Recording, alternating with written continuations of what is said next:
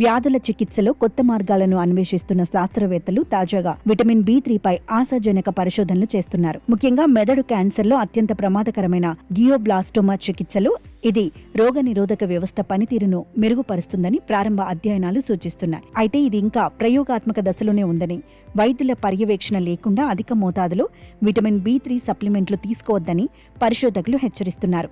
గియోబ్లాస్టోమా మెదడులోని నాడీ కణాలకు మద్దతు ఇచ్చే గ్లియల్ కణాల నుంచి ప్రారంభమయ్యే అత్యంత వేగంగా వ్యాపించే క్యాన్సర్.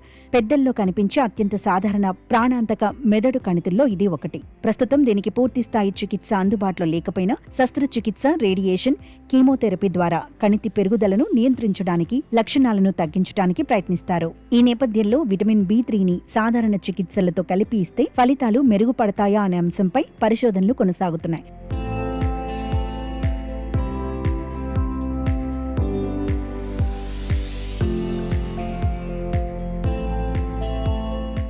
ప్రారంభ ఫలితాల ప్రకారం అధిక మోతాదులో నియాసిన్ ఇవ్వటం వల్ల శరీరంలోని రోగనిరోధక కణాలు మళ్లీ చురుకుగా మారి క్యాన్సర్ కణాలను గుర్తించి వాటిపై దాడి చేసే సామర్థ్యాన్ని పెంచినట్లు గుర్తించారు. సాధారణంగా గ్లియోబ్లాస్టోమా కణితి రోగ నిరోధక వ్యవస్థను బలహీనపరుస్తుంది.